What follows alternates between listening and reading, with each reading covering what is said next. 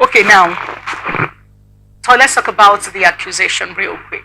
According to Chief Chukwemeka Eze, that Ganduje and President Tinubu have want to hand over APC to Wike. Excuse me, I'd like to understand better. When you say handover, is he not already in charge of the APC even during the elections? The key players in APC, David Sikanya, just name them, Ibim Seminatari, they all moved and joined the Simlaye Fubara during the camp. This was not a secret. Now let's come back again after the elections. Toyeko and some people loyal to the former minister went to visit Ganduje, and he basically talked about their issues on a very peripheral level. And okay. Then when Tony Okocha and his team went to visit him on a thank you visit, we saw how Ganduje also responded to that. Now, what exactly it is that has happened right now? You said that politics is a game of interest. And of course, it has to do with the permutations. What does the number say? Right now, who has the numbers? Because even young Ben, Dikechi Chindas and several of them walked away from the party during the campaigns. Now, if at the end of the day, you look at all of this and you don't see anything wrong, may I know why Tinubu and Ganduje are being blamed for handing a party that Wike already took over, that helped him to win the states? You may not like how he won, by the way, but he did win, according to INEC, for the president. May I know why he's being blamed for taking over the party? I think as I was... Or you don't believe he has taken over the party? He has. Did it happen now? It didn't happen now. It happened before, during, and after the election. So this is like an official announcement from the party national. Of course. And I wouldn't blame. They say a laborer is worthy of his wages. And for me, a man whom you know you can't fight, they say choose your battle.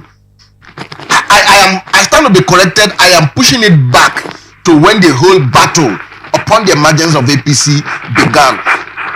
2015 election. That was when they started testing their muzzles in the ballot just before the 2015 election, with Magnus Abe, not getting the tickets he was giving to that Peter side. A lot of persons said that he didn't need the minister. They've had so much issue internally that then Adam Socio-Political National Working Committee to have the last one that just left they've tried to handle. The former minister seems not to shift ground, and in every attempt to do so that he has refused has cost them more grievous this thing in the state.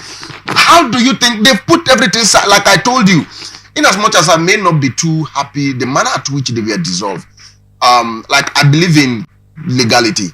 Whatever that is worth doing is worth doing well. I was expecting, I will hear, as I was walking in, I was in the car listening to Chief Tony Okocha, who is now the current acting APC chairman in the state. Yep. He was in a I don't know if the program is still on, but I heard him in a radio station. He was actually exploring this very issue. And when I listened to him keenly, he's a major beneficiary of this whole stuff. I wouldn't think he would be speaking different from the way I heard him speak. But the fact remains here. The state structure ordinarily should have been dissolved through this means. I waited even till the APC spokesperson in the state, Darlington Waju, and to the other side, I have waited to see the former spokesperson.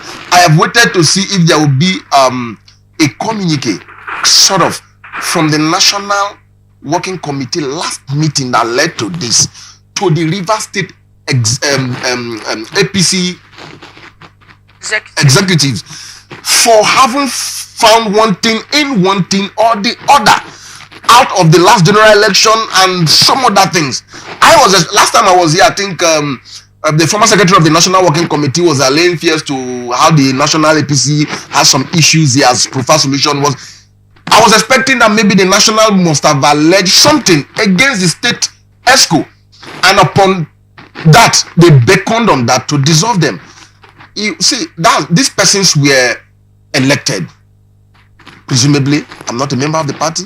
I believe a congress was held and positions were filled by those who emerged from that congress. How will you just wake up and just dissolve them without a reason? No, but but I mean, when I say without a reason, I don't want to hold on to their reason. I understand you, but when you say without a reason, when has the APC ever gone out of the way to do things by standard of operations when it comes to political party and all of that? You know, in the eyes of the law, they say an excuse is an ignorance is not an excuse. Yeah. But I don't know. I don't know why. Maybe because you're in the political arena. Maybe that's why you feel like reasons should be. No, I feel no. We are getting used to things being done illegally. That's the problem. Who wants to take the bull by the horn and take us to the destination? We have done. See, Vivien, this is one thing about me, that even anywhere I find myself, I could disagree with my principles based on this same thing you have just told me. We have settled for the wrong things over time, that when you see somebody wants to do the right thing, you are being perceived as the one doing the wrong thing. You see the wrong things are being the one over, as in evil have overclouded the situation, that when you want to bring light, you are being seen as the evil one. That is the whole problem. Because you wake up on a good day as an executive governor, you dissolve elected council chairman. You wake up on a good day as a president, you dissolve those who have 33 years in their office, like that of the CBN and all the rest. And you give flimsy excuse that they were suspended, and at the end of the day, we knew they have been laid off.